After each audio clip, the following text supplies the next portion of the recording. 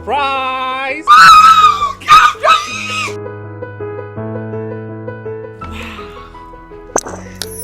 Congratulations, madam. I'm looking forward for a good business deal. It's my pleasure.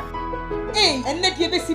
Ain't you wanting a miku epia on me fie? Excuse me, madam. I am a business partner. Mami kebi bincho. Tina tet venikeno. Se wo yuswa. Esiesi ho. Ema ho ye kama. Ema wo ye obe mwa. Je na ko try she. Thank you. Tinatet Fenicare. Tinatet Fenicare is an oral tonic for maintaining vaginal hygiene. Not recommended for children below 12 years. Pregnant or lactating mothers should consult a doctor. Mema obi biara akwaba di ba J Ghana TV. You can say J Ghana TV. I will say we stand for the truth. Ampa J Ghana TV there. No krenkwa na ye ka de enye no kre de. Yen so wa ha na enne unse mete ha na me de ensempa nko a na ebrewo ensema emu ohwam ensema ede J Ghana TV there afato ye ho so say niam apa ne bebo hu dero sabio nsemu de yen so bi so e ye page ya na enne me ba bedi nkomo afa sunsun semu ene normal physical ensem so e bi say de wani so no eno an ye de ko sunsun na ansana me kwa kofa me guest am be di enkomo no aba no ma me ton ade kakra na ye ntoa so say wa wonim say maka chora da say ofi abrochire ba na e bia obedu ye no unika ha ho eno an say wutwa me ana numbers aye twegu screen so no Febi, eye suma motors ane, suma motors there, ka upe biara, ubenya, na ne bonso fuye, any type of car. So person rent na there around. Say upese, once woto, kusika po nswa, or terms. Now they wait bi. Na the aka so no, wait chane kakra.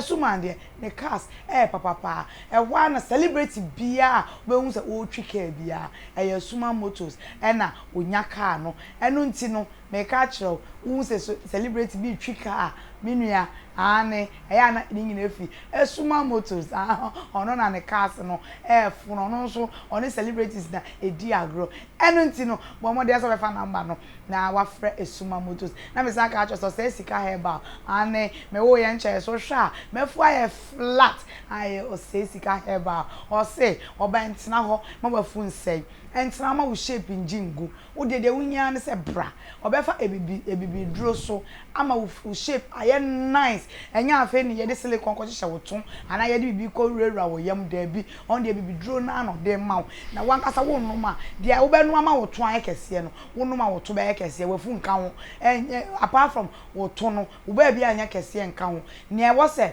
wo fusu ye flat no eno so no ma entwe woto entwe wonan twe a wo fu pe na etwe ni nro na ye kama pa na afin so ade bi ti say kelod say akra ye wo na wo utwa na aba o say sika be ya ma diabetes ede ya re biara eda wo su bia no frɛ ɔsɛ sika heba ɔbɛyɛ ama numbers na etwegu no frɛ no sɛ wo Ghana ha be bibia tamale kyɛ bibia wo wiase mu de wo frɛ ɔsɛ sika or the adroni bi be hia na won so bibia e kama Fenicare nso e na medi wan dance aye fitinatet herbal munim se tinatet de o nindro no oba ya che yie na wo ye obi a nindro no ye papa se oba wo hu asai like because on wan say outimase oba bi wo wa ne ho nye kra ne ho fe ne bibia ye okay enso fa be ma anapa na nsa ne ye gya no menua ba wadura ne tinatet Fenicare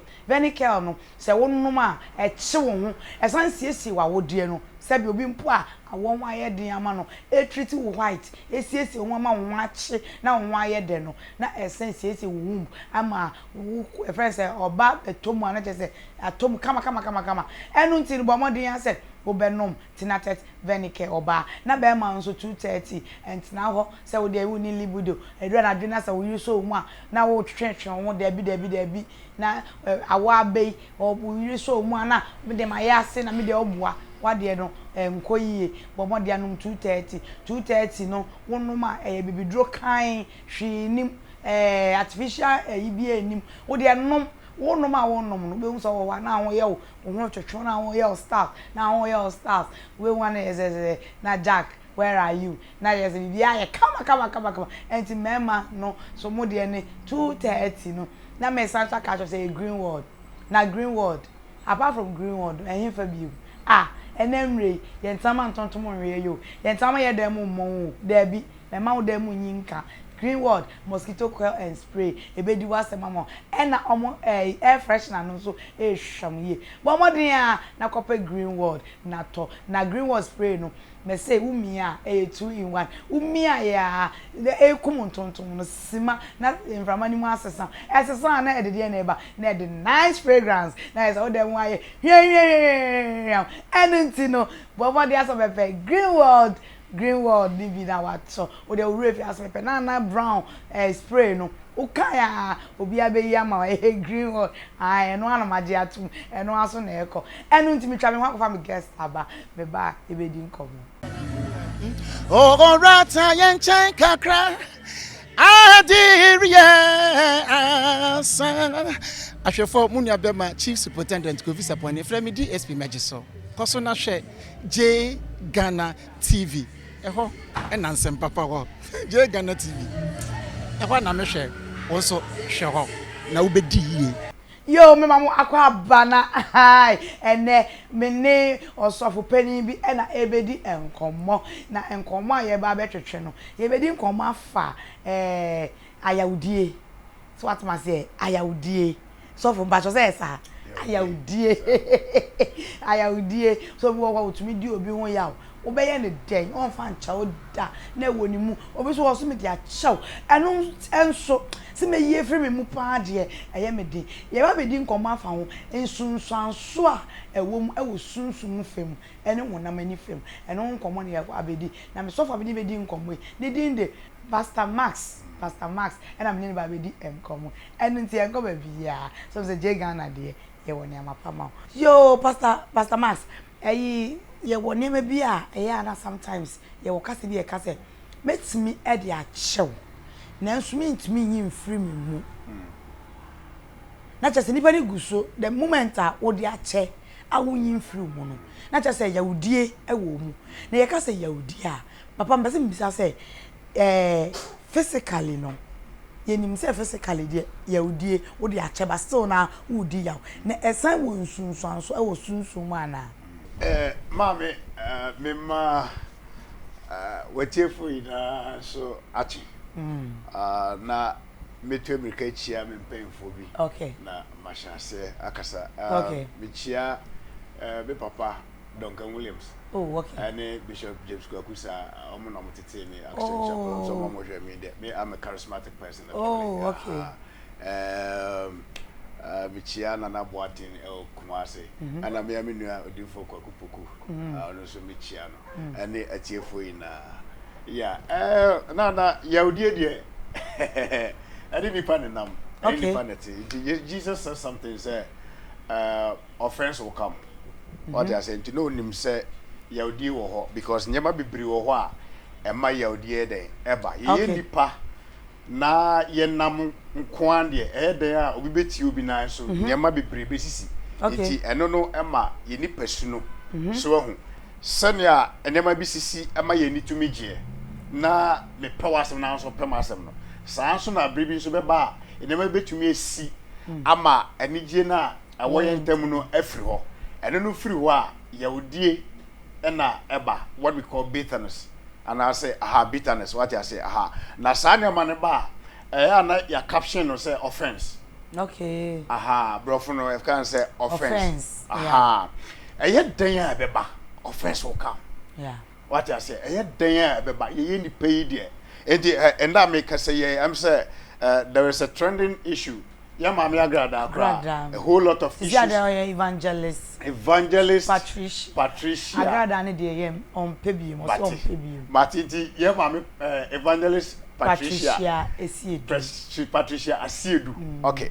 Enti onu say ni issues are abani ade na no. Oko social media now read the comments e wo ho bebrea. O shutumu say people have some kind of yaudie ewo enema ekoso no ho. Okay. So what I say between onone asofo binum ni enema ekoso no ade. So what I say, in fact, I was sleeping about 3 days ago.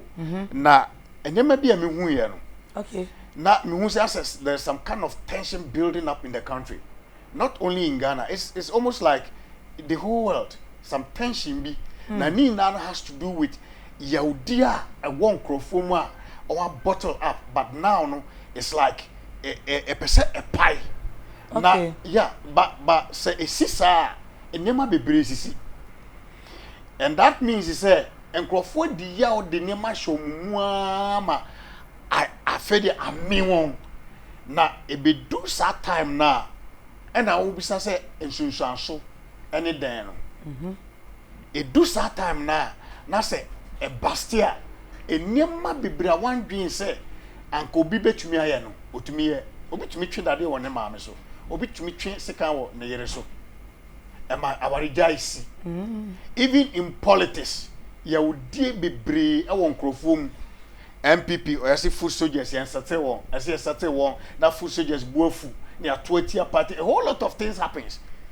Obi this free butcher ba brenebushia for. Or someone for sit down, one for sit down. And ama yaudi a wurana must say when you're depression, when you're a man in your area.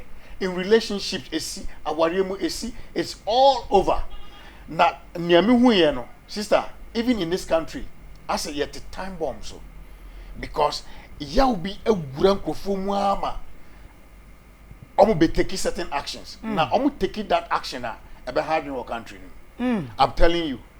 Enti yaudie de insuransu bebre both physical, money, any spiritual. Insuransu bebre ewo. But me de my foot to me to media ma obi bi o hwe me and the pan say wo ho na so bia ye wade a. Ubetumi a fache no. Ba se ne aka no bi se me de ache. Enso mean to me rent to me here there free. Say what the chen want to me here free mu a wan kasa ne how. It is like taking poison and expecting the other person to die. It doesn't happen that way. But what in America? Yeah. It doesn't happen that way. Enti hunu say I had den obi beti on so. I had den obi be fum. I had den obi be bibi. Ebe ma obu afu. Enti in that case no ba che say ejawudie no ehye enkrofo bono etumi ma etumi explode em obi kra etumi sabi etumi de owuo ba na oh yeah yaudie no etumi show bi hu ama eda obi explode na ofasikai oh okay eda yaudie ni be obi explode no na de twede ne nam eda obi explode no asem kra be fi na no obi catch obi no wo gina cha won ti ase but ebi na ade na hye no ho ache afe na ade na ye den empie na nsunsuanso a woso de bebre okay I'm telling you mankasa me mama owo me na me mama yare no oye a whole lot of issues I'm at a hospital and the hospital no and doctor no share na no ka o share as you know oh mama there's nothing wrong with her and I'm say but mama no for no phone o say there be mama no bibi e wo ho a say obisa no bibi ha no nti e ba fie na ebisa mama say na no bo e de hawa access say no phone na afọ enu say wo yare me do akọ hospital akọboka ba yesi bibi eni ho e de how ye bono ansana obeka asem bi ase ahye no so ahye no mu ache oni ni nua wow ansana obeka sa asem no guess what oni edi san komo ni via ye tu no fo na ye ma na ni jiwie ye no that's it yare no ko eno ano no wow eti yaudie any offense ameka ho asem se ewo wasetere mu a physically we the yare brew oh yeah one am kra no afọ at the down was some kind of depression ebeto so I'm telling you obi akra ho ye wahi otumi de obi ho abufuo kra kosan obi ema ade papa bi ba ehwerew because ebi onipa na wudi no ho ya no ntira wo na ya aka wo ne nkasa no ebi na wo hia bibi awo obi ho anka se wo ne eye fine a anka obetumi akan easy amount but the nunti okay Sadia no sure and so for like sisi ano the ambassador bisa ne say spiritually no yaudie no e was spiritual implications oh yeah spiritual implications wo okay when you say yaudie kwa mo binya bayi oh yeah Ya odi etumi ma nipa. Ya odi. Etumi ma nipa nya bayi. Me na me ka kire okọ psychology. I study psychology. Okọ psychology yeah. Ya odi. Emma what build it up ya odi emma onya bayi. Wow. Oh yes. I'm telling you. It's you. I'm telling you. Yahudi abudi wo obi mu ama na develop a spirit abe fana ma na develop ama to the extent say ohun bibia positive about anything in life anymore. E ba ne sa wasi beye kwan so. Yahudi is very critical. And they say we obi a ye obibi na bibi wo mu a e say we yi efiri ho. Na me come agrada asem. Hwe mami me de me nim de ba ya keka ensem a esi bebre but whatever be the case no ose wasesa ade tire ye ntumi free emu ne fa nche mami to the extent say ukọ social media atemu ankofo di mami no sometimes I am raho Die mpo na waye well die na waye a obi de de be kwa na obi waye ebi ma da ba ye giant de e be kan krofo de to the extent say Yahudi no I mean obi atumi adi obi ho yaw amonya akona say no ho akuno. I'm telling you because Yahudi na manake cancel bia and say already okafa nipa no but obi ani asem akafa no ho otumi fa ne ne ontumi fa nti asem na obe kafa no agu ne ho fi no nko antumi ma ne say no akon. I'm telling you make us see here endro anko amebo mpa ne ame hu ye fa Mama Agradaa na serious. Hey, I'm telling you, if she's watching, she should take me. I'm telling you, and there are some group of people who are born and who possess. Omo mani me grass of dienu. Hey, sir. They are just bitter. Na as of dienu. They are offended. So ofria conform akom eba as of dienu. Does it mean say some share any thing? No, the wa akom any the one but the way ana ne near den no or what that kind of me was missing kind of zeal no it's a moon is all the banya misuma. I'm telling you, yes. Or be handcrophobia. Or be handcrophobia. They just want to stop her. I'm telling you, people have gathered, people have ganged up, and they are going to use people around her to hate her. They just want people around her now. This is deep. I'm telling you, more share outside. Some influential guys are a war system ni mu already no as of the ni mu already no omo imagine say no dey aye omunti aye ya odi o na me ka kire no aye omo ya to the extent say omo ma no emma asofudie ni mu bi emenya nuonyam e wa asofudie ni mu bi and yet is I will finish you na sofo unu say I'm telling you unu so asofudie ni mu a obe ha dwen pa oba asofudie ni mu asa because meta ma hwe no 1 or 2 bi no krebi otakeka empomra ombedi sofo no so obamu a ebe hadwin nkrofo tables are shaking and they don't want her to be there. I'm telling you. I am telling you. Okay. I am telling you. I won't call myself a prophet, but the nyame dan edi no ye be ka kire nyame mba. Okay. And I'm warning people of offense on offense, but Mama Agradaa de na huhia mi yi pa. Say so ohwe no bo ne ho ban. Na obo mpa yi na this one is not going to be spiritual. No, spiritually no. My who say be spiritual, be physical, and they will use guys around her to hate people her. People around her. Some most you bet you uncle for. Because uncle I try to say man. You bet you uncle for to assassinate her. I'm telling you. On fancy baby and sunka. And you almost want to na nkasa no. You should be careful. Me in travel no. We Sunday Minister of Opinion be Asia. Okay. Na so for penny no in fact no person of friend no okay no need nkomo bi okay no so can say dia ohun no or say ma me raise altar raise prayer altar seriously sure into dia wo kan ya ma and to raise prayer altar spiritually no yeah. Or make sure say empa bo no be say nyame bebue nani amana hu say omo wo no ho mo bo no ho ban no abambofo. Okay. Or wabambo for security for the one on your careful. You bet you be no car. I'm telling you. That's why they are going to hate her. And do better answer Mama Agradaa.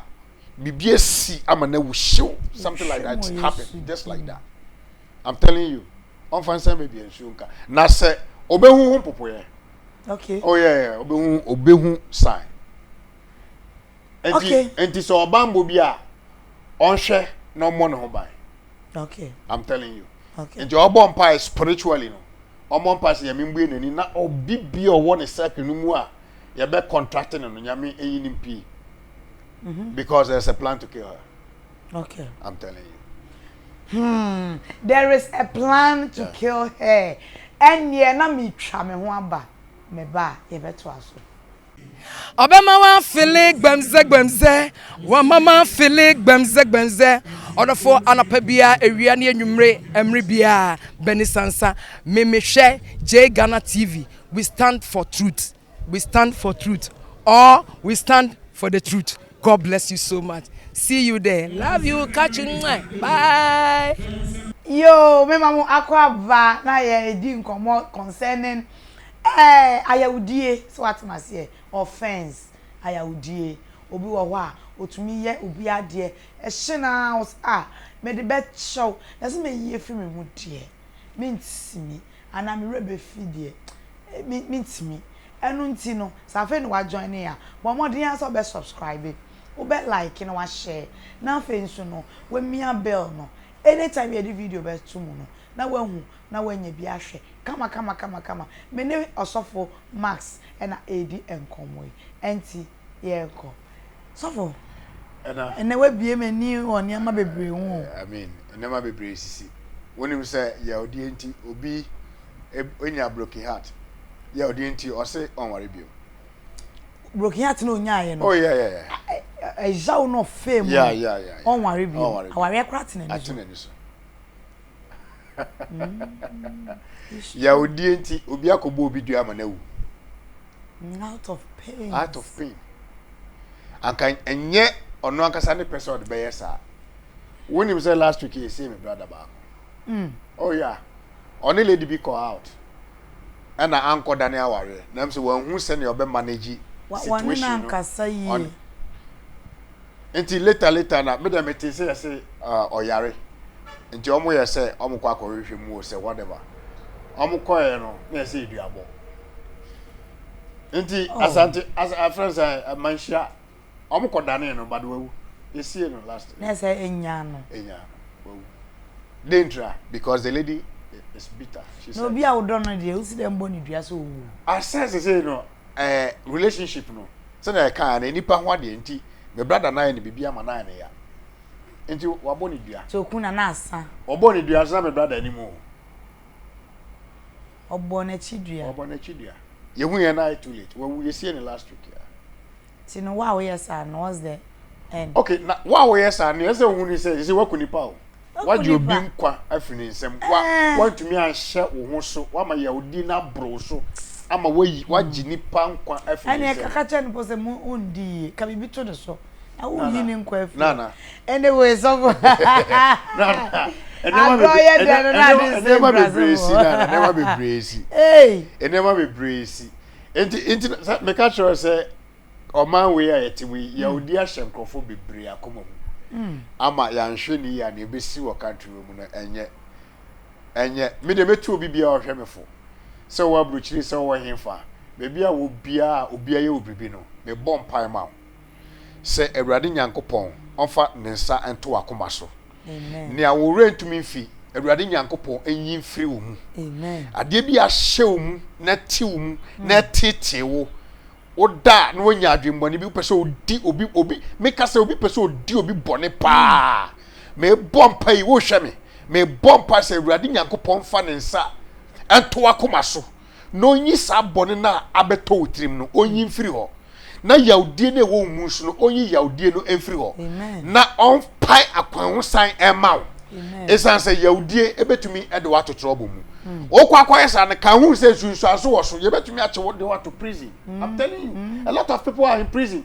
me consewom me ta preach won sewom me consewom utie stories ni bia because somebody went to me and share no so ntino otu anamo amande nyakuna wu but other prison for life what's our life yeah kwe then I catch obi bi o show number ni baby aye sorry well me catch nipa ina say nipa na be fom ne yonko nipa fom a fache yifrum e ma ne hye wo so Na me catch Mama Agradaa nso say maame mesrew minimu de ye hia ba hwe ho yi.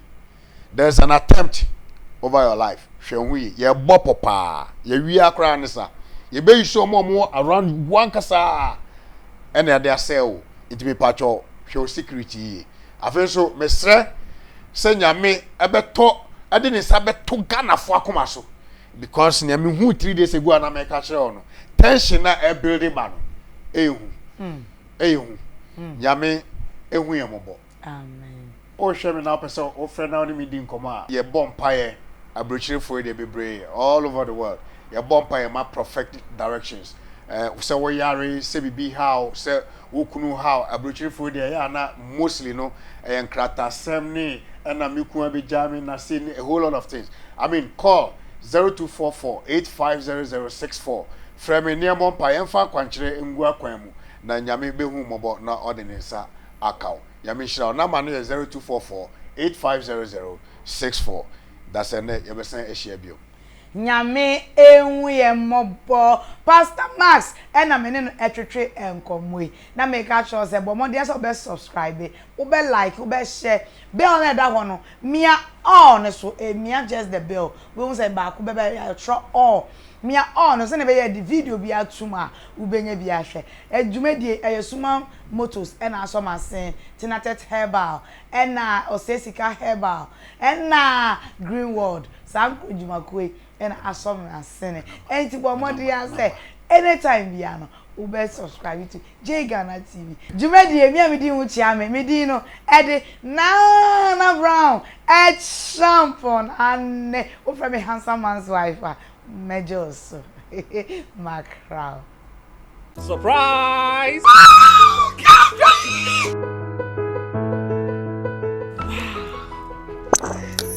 Congratulations, madam. I'm looking forward for a good business deal. It's my pleasure.